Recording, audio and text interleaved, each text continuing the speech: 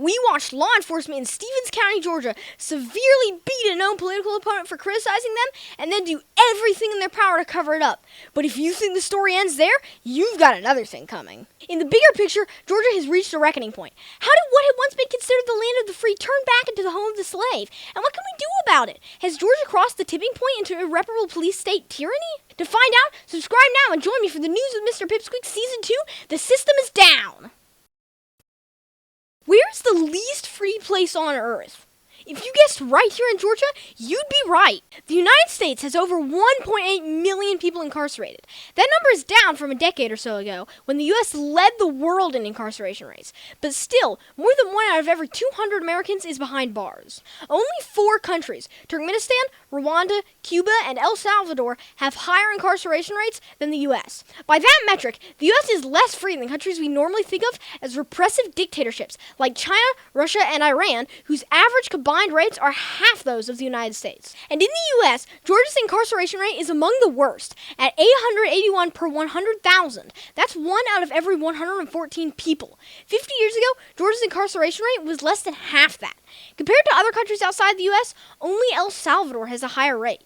Among states within the U.S., Georgia is number 7, behind Louisiana, Mississippi, Arkansas, Oklahoma, Alabama, and Kentucky, making the U.S. South one of the most repressive places in the world. But things really get grim for Georgia when we talk not only about mass incarceration, but also mass punishment in general. According to the Prison Policy Initiative, in 2023, Georgia had a staggering 340,000 people on probation and 16,000 more on parole. When you add it all up, Georgia has 451,000 people suffering some kind of criminal punishment. Georgia holds about 11.3 million people, meaning that approximately 4%, or 1 in every 25 Georgians, are under state correctional control. That's 33% worse than the runner-up Arkansas. So I'm sure you've been told that this is the land of the free, but whoever told you that is wrong. Georgia has a larger percentage of its people in jail or under correctional control than anywhere else. They can't arrest you for no reason, can they? The Fifth Amendment to the U.S. Constitution says that no person shall be deprived of life, liberty, or property without due process of law. And the Fourth Amendment says that the right of the people to be secure in their persons against unreasonable searches and seizures shall not be violated, and no warrants shall issue but on probable cause supported by oath or affirmation. So what does it mean to get this due process of law? The intent of the United States Founding Fathers was that there is supposed to be a series of checks in place to ensure that innocent people don't get arrested, held in jail, or put on trial without several protective layers of scrutiny. So how does it work? First, warrants. Generally speaking, police can't arrest a person unless they've gone before a judge, swearing that a person committed a crime and showing the judge sufficient evidence that the person probably committed the crime. This is important. Magistrate judges are elected officials, so in theory, they're accountable to the people, and they should know the law. This is very different from the police, who usually aren't educated in the law and are just hired by the city. The requirement for a judge to issue a warrant is supposed to restrain police from making arrests for no reason. But in practice, it really doesn't work that way because of an emergency exception to the rule that has gotten way out of hand. At the time of the American Revolution, the English common law allowed a person to make an arrest without a warrant if he witnessed the commission of a felony or breach of the peace in progress. At the time, felonies were crimes serious enough to justify death, and a breach of the peace was an act of violence or threatened violence. There also weren't any police back then. So the rule was that if an ordinary person saw that violence or murder or that kind of immediate danger had broken out, he could restrain the person and bring him to the judge first and get a warrant afterward. And this continued under the new Constitution. As time went on, this emergency situation was expanded. The definition of felony changed from crimes carrying the death penalty to include anything with a penalty of more than 1 year behind bars. And as punishments became more harsh, more and more things were added to the list of felonies. Then, local governments started employing police forces, and eventually, police were given enough power to make arrests for just about anything, as long as they went to the judge to get a warrant after the fact. We would hope that police would show restraint and would only make arrests when absolutely necessary. But as we've all seen, they're more likely to look for reasons to arrest people and are more than willing to lie to do so. And in Georgia, getting a warrant after committing an unlawful arrest is stupidly easy. So the Bill of Rights supposedly guarantees you a right not to be arrested without a warrant issued by a judge after the showing of evidence and establishment of probable cause. But in practice, a police officer can arrest you for literally anything or nothing, and then he can write whatever he wants in a police report, and some anonymous judge, without looking at any evidence, will presume that there is probable cause to hold you in jail. So what happens between an arrest and a trial? In Georgia, once a person is arrested, he has a right to a first appearance before a judge within 72 hours. Glenn versus the state reminds us that at the time of the American Revolution, under the common law, these first appearances were used to double-check probable cause. The justices wrote that, when arrested pursuant to a warrant, the accused was to be brought to a justice of the peace who, after a hearing, would examine the accused without oath and the witnesses under oath and either completely discharge the accused or set a reasonable bail for bailable offenses or hold him in jail pending trial for non-bailable offenses. So basically, the accused got a chance to make his case and didn't even have to swear he was telling the truth. It was basically, see if you can come up with a reason we should let you go, and if you come up with a valid reason, even an untrue reason will let you go.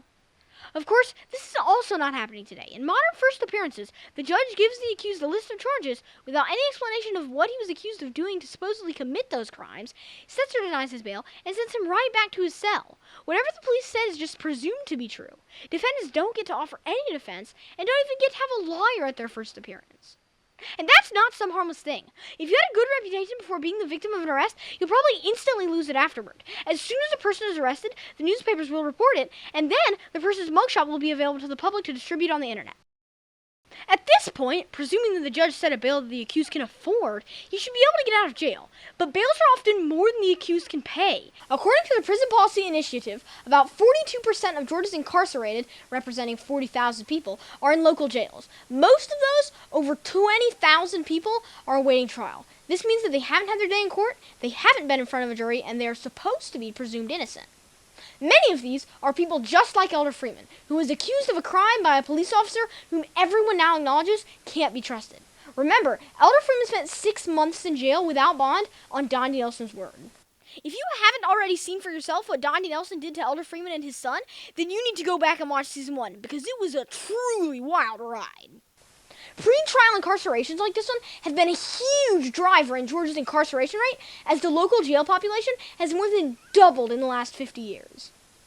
And the thing keeping many of those people locked up isn't that they're a danger to society, it's a lack of money and social support. Last season, we were able to bring you the story of Elder Freeman because he was one of the lucky ones. Elder Freeman had enough money to pay his bond to get out of jail. He had a supportive family who were willing and able to come get him out. He had enough money to pay for a geolocation ankle monitor while he was out on bond, and most importantly, he had enough money to pay for a lawyer who got access to critical court documents and videos, allowing me, Mr. Pipsqueak, to tell Elder Freeman's story. But this cost Elder Freeman tens of thousands of dollars.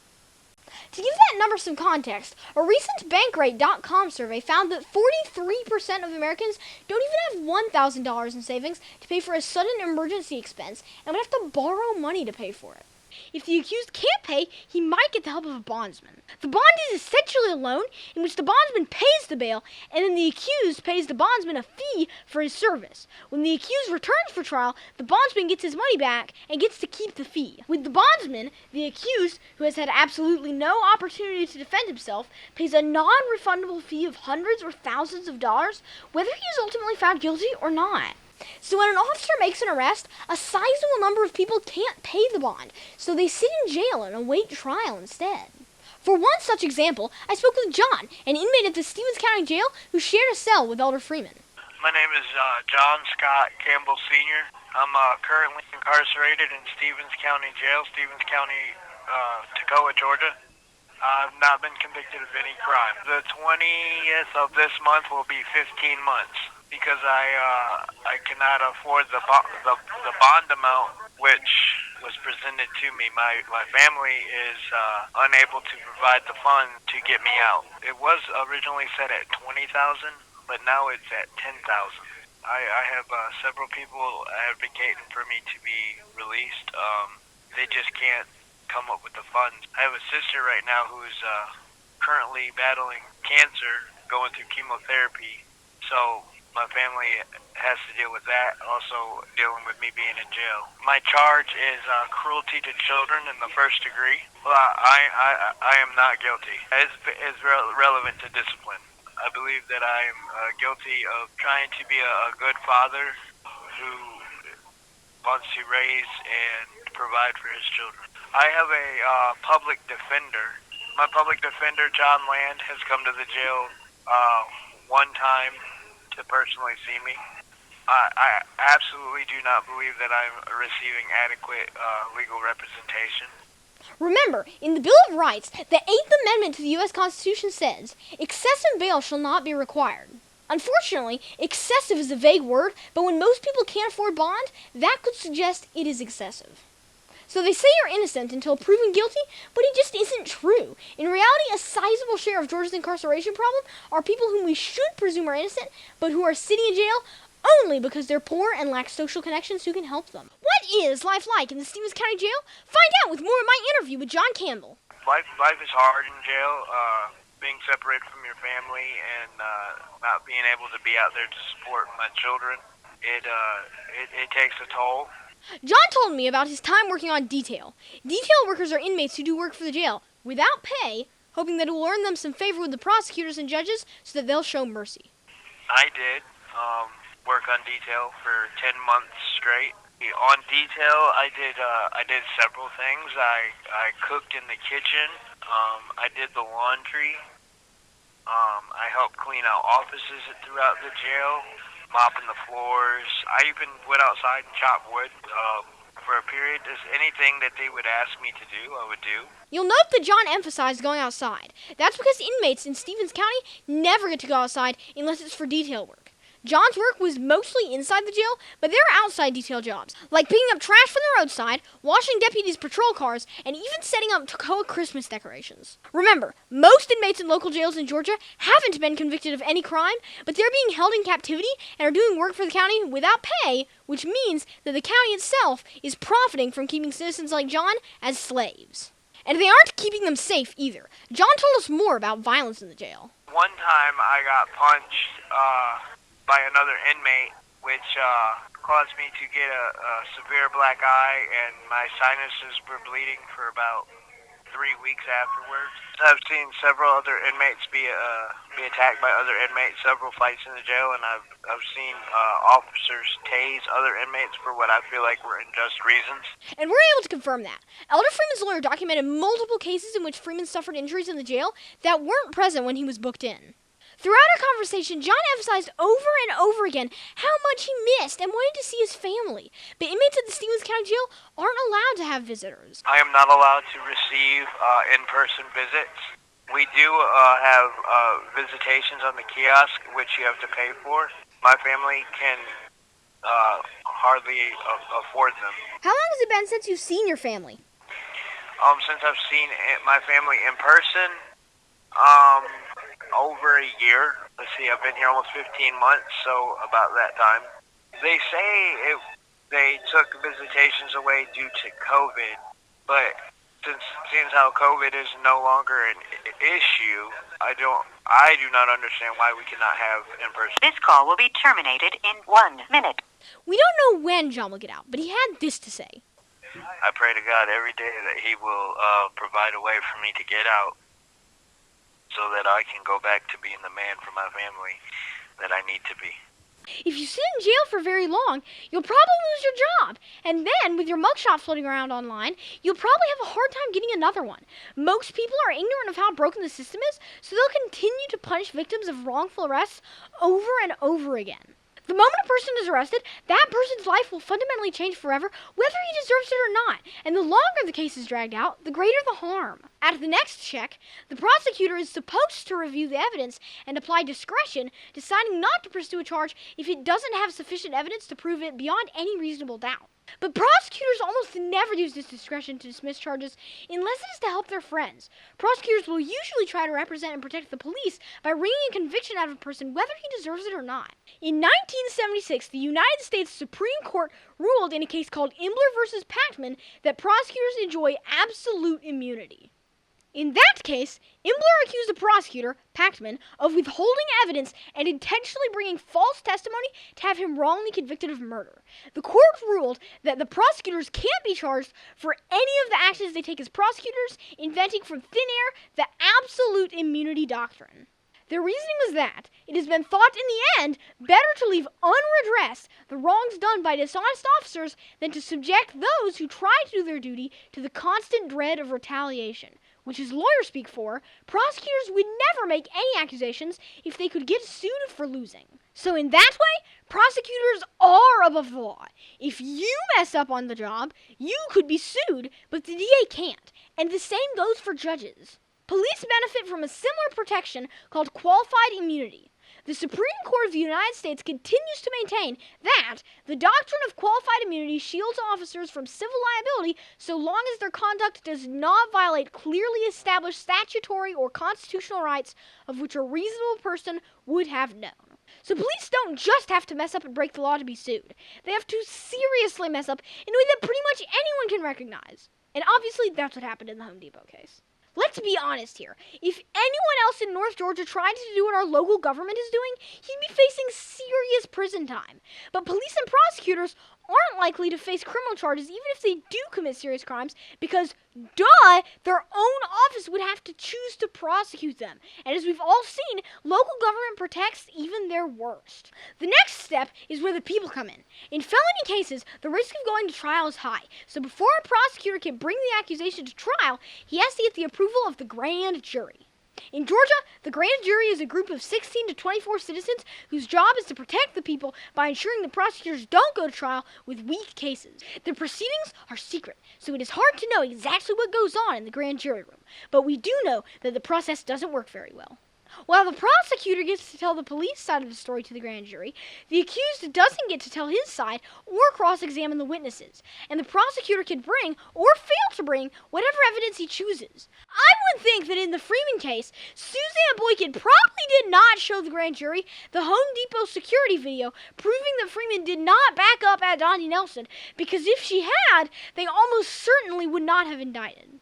The grand jurors should be presuming the innocence of the accused and demanding that the police prove their cases. After all, their entire purpose is to protect the people from false accusations. But in practice, they tend to sign anything that the prosecutor shows them. There's an old saying among lawyers, you can indict a ham sandwich. In the Home Depot case, we know that the grand jurors met on October 7th, 2024, and that they handed down 22 indictments that day. That means that even if they worked a full 8-hour day, they could have spent no more than 22 minutes on average for each case before handing down an indictment. Even speaking at hyperspeed and examining only a fraction of the evidence, Mr. Pipsqueak Season 1, the Tacoma Home Depot police scandal, is longer than that, so it is highly unlikely that the grand jury gave this case its due. You probably know more about this case than the grand jury did. So you've been told that there is a rigorous legal process to protect the rights of the accused before a case goes to trial. But it just isn't true. At every step, everyone presumes that the police are telling the truth, that the previous steps did their job, and that even if they get it wrong, the next step in the process will clean the mess up. But since everyone in the chain thinks that someone else is giving the accused adequate protection, no one is. All of the checks on police power had effectively eroded away, resulting in cases like Elder Freeman's going before the jury, despite obvious, undeniable evidence of innocence. Once a defendant has been indicted, he can expect to spend months or years awaiting trial. From here, the risk of the trial penalty leaves most defendants at the mercy of the prosecutor. They say you'll get your day in court, but will you? It's ironic that most of the people in Georgia's jails are awaiting trial because most of them will never get one. It is a commonly accepted fact that over 90% of criminal cases in the United States end not in trials, but in plea bargains. And according to the National Association of Criminal Defense Lawyers, that number is as high as 97%. By that number, only 3% of arrests ever go before a jury. Remember, the right to a jury trial is a right granted by the 6th Amendment of the United States Constitution. Why are so many Americans willing to give up their right to a trial? The reason is that sentences for crimes are just too high to justify the risk. Last season, we saw how Elder Freeman is facing an effective life sentence, despite the fact that Deputy Nelson obviously lied and Freeman is clearly innocent. So here's how it works. Police and prosecutors stack so many charges on the accused that he faces a sentence no one could possibly find reasonable or acceptable. Then they leave them to sit in jail for as long as they possibly can, and then when they're ready, they make an offer. If you plead guilty, we'll give you a lighter sentence, like time served or probation. But if you demand your right to a trial, we'll tell the judge you have no remorse for your crimes and seek the highest sentence. This is what lawyers call the trial penalty, and it scares the overwhelming majority of defendants into giving up their rights and making a plea. According to the National Association of Criminal Defense Lawyers, this kind of coercive plea bargaining was deemed unconstitutional by the U.S. Supreme Court into the 1960s. But then, they suddenly changed their mind. In 1970, the court ruled in Brady v. the United States that a defendant who had pled guilty in order to avoid the possibility of the death penalty had done so voluntarily. This opened the floodgates to allow prosecutors to use heavy sentences as leverage to get guilty pleas. So what would you do? If you were accused of a crime you didn't commit, would you roll the dice, risking life in prison on a bet that the jury will get it right? Or would you falsely admit your guilt, take probation, and go home? Over 90% of people wouldn't take the gamble, and this helps explain why so many Georgians are on probation. Turns out the overwhelming majority of people who are arrested and convicted never get their day in court. But this is a serious problem, because it means that we have no idea whether or not convicts are guilty. The evidence never sees the light of day, and the jury never looks at the case. So you've been told that you'll get your day in court. But will you? The statistics say you won't. Odds are good that if the blue lights come on, you'll be presumed guilty and be made to pay the penalty without ever receiving a trial. And in the few cases that actually go to trial, the fate of the accused rests solely in the hands of the jury. So what is the job of a juror? The job of what? A juror. I don't know. I went to Piedmont University in Demorest, Georgia to ask some grown-ups why we have juries. What is the job of a juror? To make decisions on whether a person is guilty or not guilty. A job of a juror is to decide whether a defendant is guilty or not guilty. They decide if a person's guilty or not on trial. Okay, that common answer is kinda correct, but it misses some very important context. And that's kinda scary, because any random man on the street could be a juror someday. So what is the job of a juror? They have to decide if, without a doubt, that the person is guilty, or otherwise the person is innocent. That guy got it. Jurors are not supposed to merely decide whether or not they think the accused committed the crime. They're supposed to decide whether or not the accusers have proven the case beyond any reasonable doubt. This isn't a toss-up between maybe guilty and maybe not. Jurors are supposed to look over the state's case for any reason they could find to let the accused go free, and if they can find any one reason, they should find the defendant not guilty. So for example, if there is any possibility that the man in the red truck here did not back toward Donnie Nelson, or that he was not recklessly driving, or didn't both intentionally and unjustifiably cause this crash, or any possibility that the accuser is a big fat liar, if jurors can come up with any possibly reasonable excuse for all this, then that jury would be obligated to let the accused go. If government could be trusted, we could just let lawyers make the decisions without a jury. But we've all seen clearly that they can't be trusted, and we need the people to restrain them. For the state to get a conviction, all 12 jurors must agree on the verdict. The burden of proof is so high that even just one reasonable doubt for one person out of 12 is enough to stop the state's case with what they call a hung jury. To avoid a hung jury, jurors will sometimes make deals. I'll find him guilty on this if you find him not guilty on that. But this is a devil's deal, because a wrongful conviction on even a single charge is a disaster. Convicting an innocent person of even a small crime is a serious wrong with life-ruining consequences.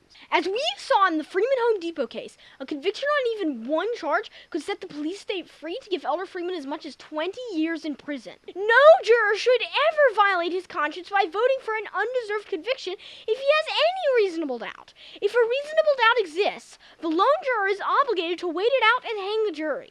Better to waste your week deliberating than to wrongly send an innocent person to prison. Jurors have to have this kind of determination because there is no correction for a wrongful conviction.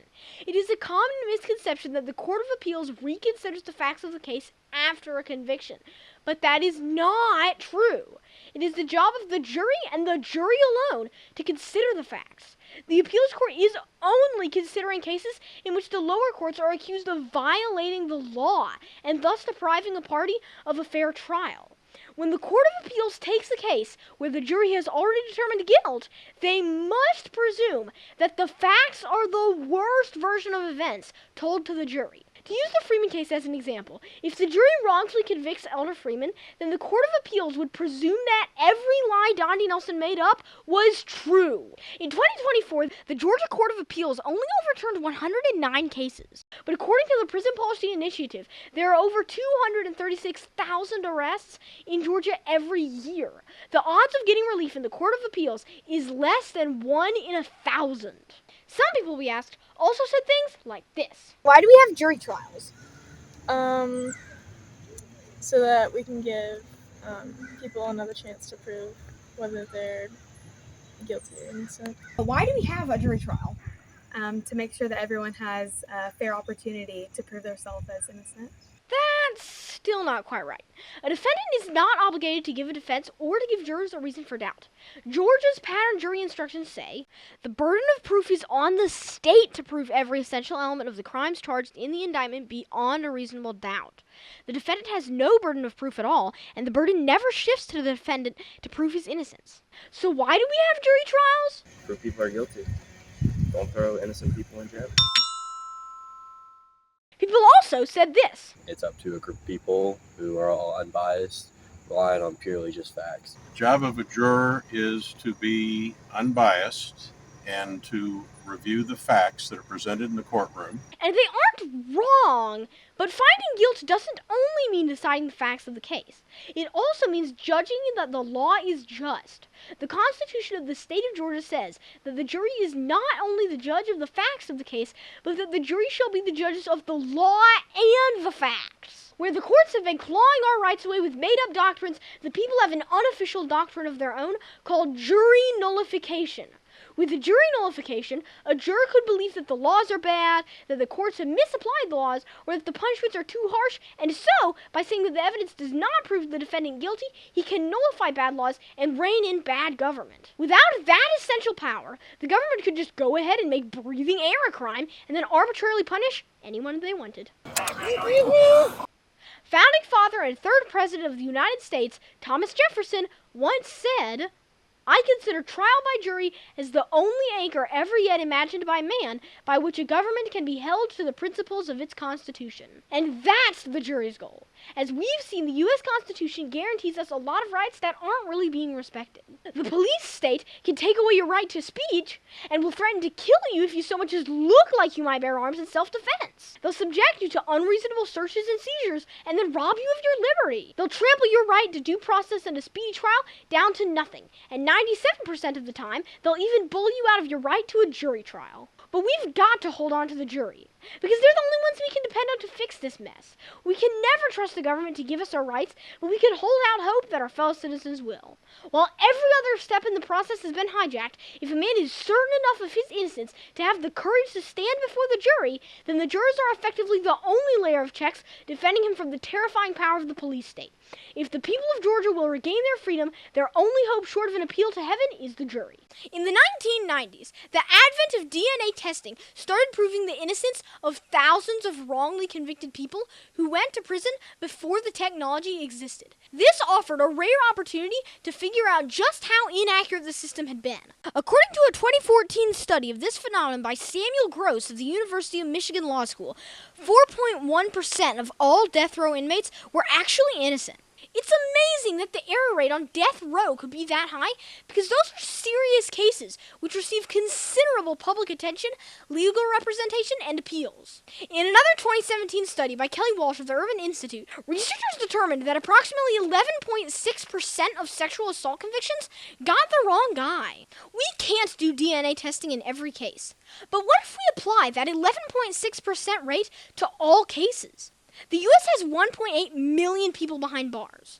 If 11.6% of them are innocent, that would be a shocking 208,800 innocent people incarcerated right now. That's enough to populate a sizable city. When we compare that rate to the prison population in Georgia, where 451,000 people are under correctional control, we can estimate that over 52,000 Georgians are currently being punished in some way because of a wrongful conviction. That's about 1 out of every 215 Georgians. Because investigations resulting in exonerations are only common in very serious cases, cases that can be overturned by something like DNA evidence, most of these wrongful convictions are never examined. According to the National Registry of Exonerations, only 3,724 people have been exonerated since 1989. So most of the wrongly convicted are just going to have to sit and wait out their sentences.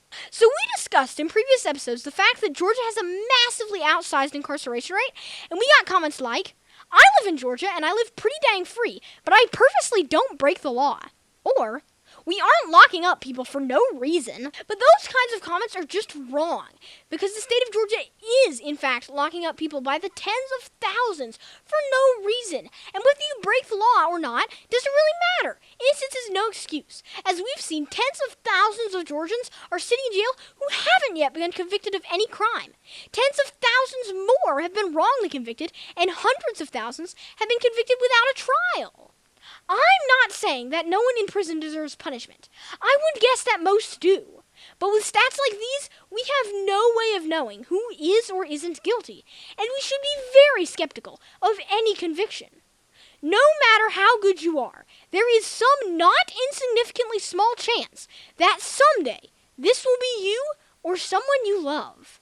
John Campbell is in court this week, but the court doesn't want you to see what happened. By September 24th, 2025, John had been in jail for over 16 months when the prosecutors finally brought him into court to accept a plea deal. The News with Mr. Pipsqueak team filed all the necessary paperwork to video record John's hearing so that you could see it for yourself. But the prosecutors and public defender did not want you to see what they were up to. I wonder why. Maybe it was because prosecutors coerced John into a plea deal by holding him in jail for 16 months and then threatening him with decades in prison. Maybe it was because John had this to say about his public defender. I have a public defender. My public defender, John Land, has come to the jail one time to personally see me. I absolutely do not believe that I'm receiving adequate legal representation. I have a court date set for September 24th. Being as how I have not been able to speak to my lawyer, I have no idea what's going on.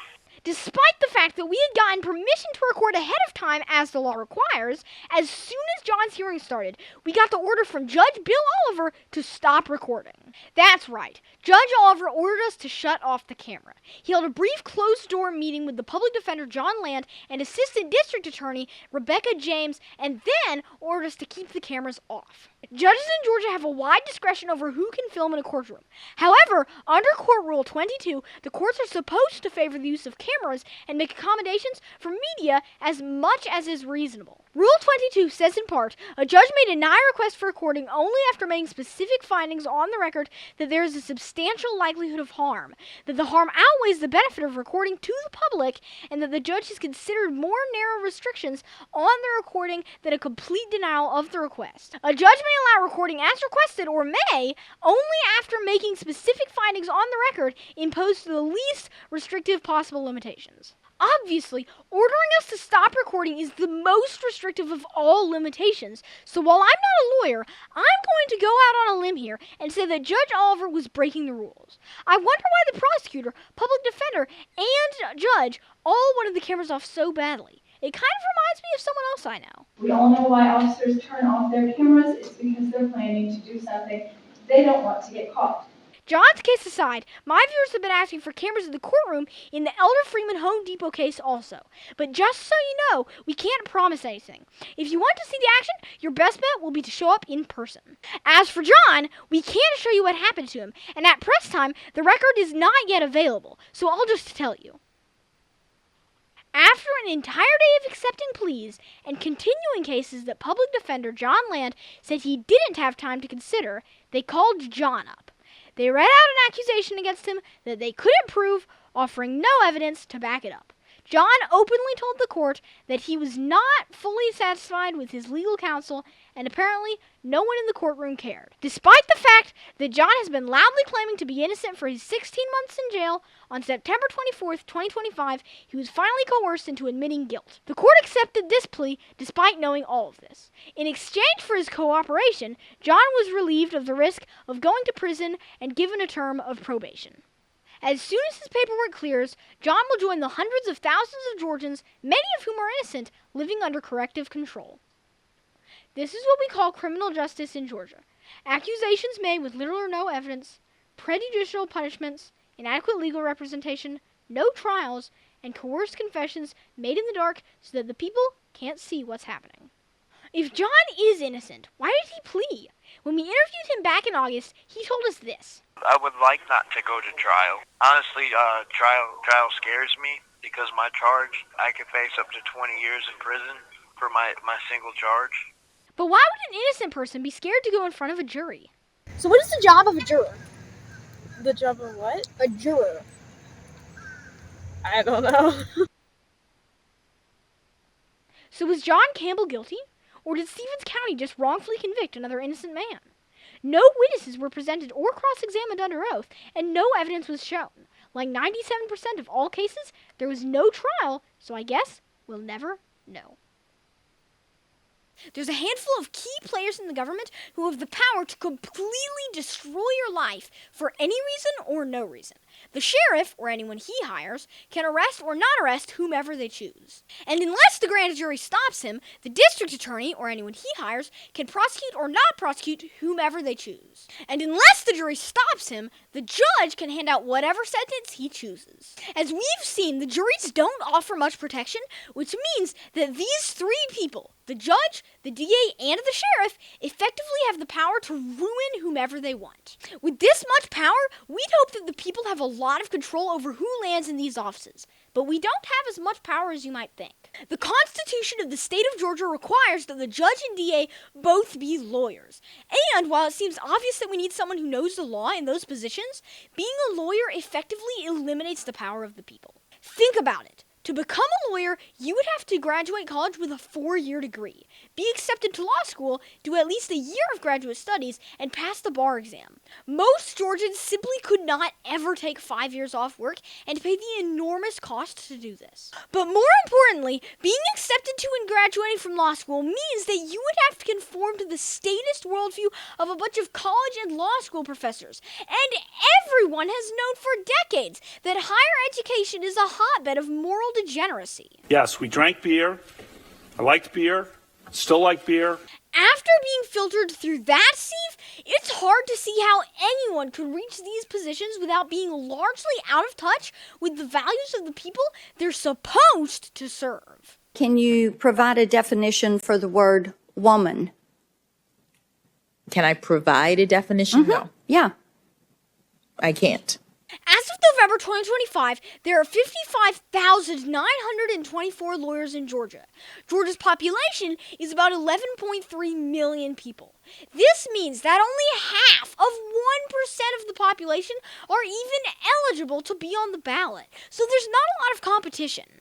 When there's a vacancy, Superior Court judges and district attorneys are appointed by the governor to fill the seats. In March of 2025, 2 of the Mountain Judicial Circuit's 3 judges were appointed by the governor, not elected by the people. District Attorney George Christian was appointed by the governor in 2016, and while he had a challenger that year, in 2020 and 2024, he ran for the DA's office unopposed. So for at least the last 9 years, the people of Northeast Georgia have had no meaningful opportunity to impact the functioning of the courts affecting the Home Depot case at all. And the sheriff's office also looks concerning. At the time of the Home Depot event, Randy Leg Stomper Shirley was sheriff, just like his father was sheriff and his father was sheriff. What is this? A hereditary monarchy?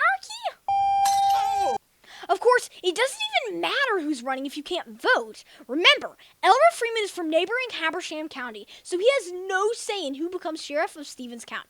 But he's not the only one who can't vote. Freeman has had no prior felonies, but those who do can't vote until their sentences are served, which means that those hundreds of thousands of people on felony probation, including the ones who were railroaded and understand how corrupt the system is, have absolutely no say in fixing it. And those who do have a say don't say much. Only 13.2% of eligible voters in Stevens County turned out for the most recent election. Can we count that as 86.8% of eligible voters deciding that they don't want to have a government anymore? Because at this point, it would probably be an improvement. And we can't even vote these people out. The police chief is appointed, and he hires the local police. And the ADA is an employee of the DA's office. In what is supposed to be a free country run by elected officials, these deep state unelected bureaucrats survive from administration to administration without ever answering to the people. So you've been told that we have a government of the people, by the people, and for the people. They say we all get the government we deserve, but in reality, we the people are getting a government of the wealthiest 1% by political dynasties chosen by 6.7% of the eligible voters in the county next door. But as local prosecutors and police are running amok, there's still a narrow path to accountability. For those of you who said the prosecutor should be charged as an accomplice and fired, it's still possible. 18 U.S.C. 242 says, whoever, under color of any law, willfully subjects any person to the deprivation of any rights shall be fined under this title or imprisoned not more than 1 year or both, or if such acts include kidnapping or an attempt to kidnap or an attempt to kill, shall be fined under this title or imprisoned for any term of years or for life or both or may be sentenced to death. We've done no wrong and you know it. This is a kidnapping. But this law can't be enforced locally. To get the benefit of 18 U.S.C. 242, the feds have to get involved. So in the Freeman Home Depot case, the United States government has an opportunity to prove themselves to the people. Will they step in and defend our constitutional rights by holding corrupt police and prosecutors to account?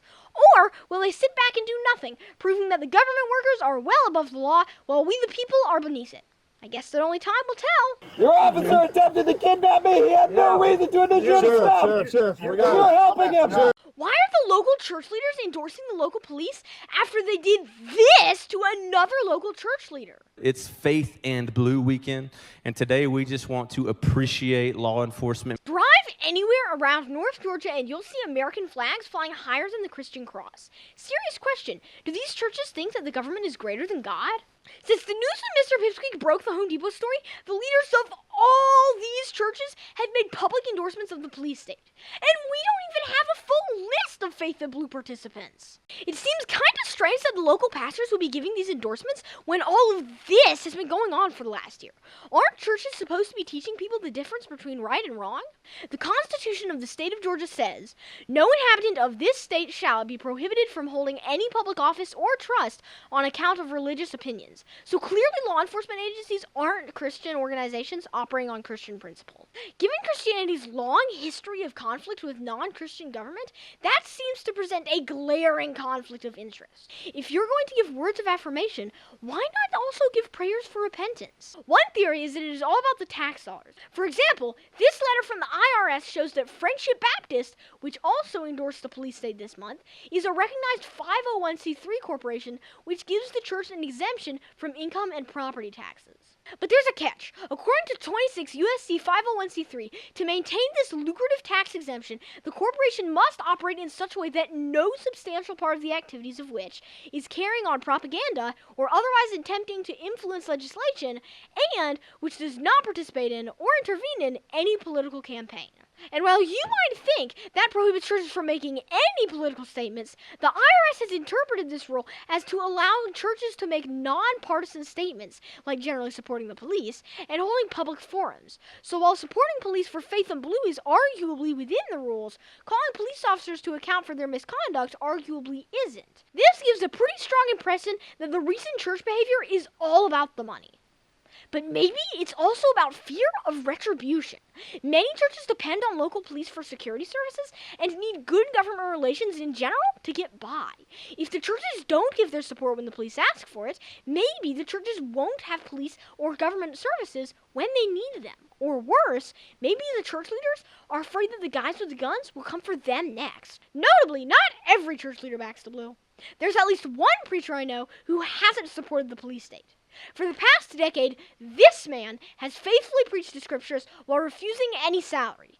His church doesn't accept a tithe, and he has refused to incorporate explicitly to ensure that he has no external pressure to modify his message, and he is routinely critical of the government.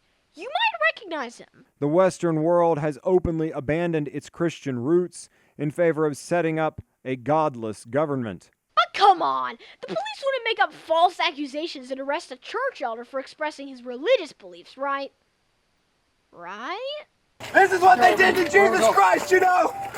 Sometimes I hear people say things like, the police can't arrest you for your religion because the First Amendment to the Constitution says so.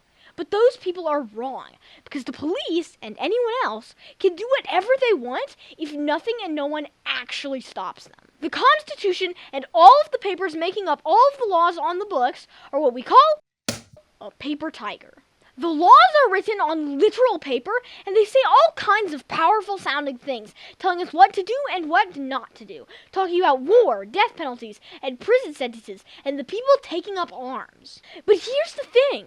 They're just pieces of paper. The laws don't do anything. They can't enforce themselves, like a paper tiger that looks scary but can't bite. Laws only work if people choose to obey them. Criminals know this. Tell a criminal you can't shoplift that, and the criminal will do it, knowing that he won't have any trouble from it unless he gets caught by some human who will give him trouble. That's why the state set up a police state in the first place, because pieces of paper aren't scary, but people are. Georgia has a system with rules to tell people how to behave and people who are supposed to enforce those rules. But ironically, it only works if the people are good. John Adams once said, "Our Constitution was made for a moral and religious people. It is wholly inadequate to the government of any other." Why did he say that? Because no security is enough to stop a person who is determined to break in. You can put a lock on it, but any lock can be broken. Locks don't stop criminals. Locks only keep honest people honest. And the laws are no different. The law says you have a right to speak freely, but that doesn't matter if someone takes you to jail for it and no one stops him. The laws say you have a right to back out of a parking space, but if the prosecutor presses false charges and leaves you in jail without bond, then the laws don't matter. Economist Thomas Sowell once said, "It doesn't matter what rights you have under the Constitution of the United States if the government can punish you for exercising those rights. And it doesn't matter what limits the Constitution puts on government officials' power if they can exceed those limits without any adverse consequences." And the corruption in Georgia has reached its most extreme possible. Right now, in Georgia, a police officer can commit death penalty level crimes in public, in broad daylight, on camera for all the world to see, and face no penalty at all, while an ordinary person can obey the law and face life in prison. In Georgia, the rule of law is completely dead. The laws are a paper tiger. They're completely worthless and meaningless if the people don't choose to obey them and enforce them. And when the power is centralized, it takes only a few people with the power who lack the moral courage to do the right thing before the entire system breaks and we destroy ourselves with unrestrained lawlessness. The Tacoma Home Depot police scandal didn't happen just because one person did something wrong. It happened because the people in general have given in to ignoring the moral best of society and instead are serving themselves. It happened because our students started drinking more and thinking less. Because the newspapers stopped doing the uncomfortable work of reporting to the people about corruption. Because the people stopped doing the hard work of learning about the issues and going to vote. Because 1 million men chose to commit so many crimes that the people demanded more police to protect them. Because an officer decided to abuse his power. Because the police decided to go along with their friends instead of getting down to the bottom of things. Because judges got lazy and stopped demanding evidence before handing out warrants. Because investigators chose to ignore evidence that didn't fit the narrative. Because grand jurors decided to sign off on the paperwork without too many questions. Because prosecutors decided to score more wins, gain political points, and protect the county's money rather than letting the innocent go free. Because the sheriff chose to enforce the laws against the people, but not against his buddies. Because the feds chose not to step in. Because the Supreme Court decided not to hold anyone in power accountable. Because the preachers don't want to take the risk of telling them all that they're wrong. And because they all know that whatever the Second Amendment may say, you aren't willing to risk your life to stop them. The system is down. But the system never meant anything. If everyone would do the right thing, we wouldn't need a system at all. But the system is down because the people are down. Too many people in power chose to do the selfish thing instead of the right thing, and 11.3 million Georgians haven't done what is necessary to fix it. But there is hope. The days of Georgians backing the blue are over. In 2018, the ACLU released a statewide survey showing that where the people of Georgia used to want tough on crime, they now want their politicians to be smart on crime. 82% of Georgians support criminal justice reforms. 91% want to end the war on drugs, and majorities want to reduce jail populations and hold officers accountable for misconduct. Even a majority of crime victims say that they support smart on crime over tough on crime. Georgians know the system isn't working. We can see it's time for a change, but only we the people can change it. So, if you want to have a better Georgia, the question is, what are you going to do about it? Are you going to be the kind of person who lives the right way without having someone force you to do it? Are you going to restrain yourself and then restrain evil? Or are you going to keep doing whatever is in your own best interest? I'm Mr. Pipsqueak signing off, and remember, you should never talk to police without your parents and a lawyer present.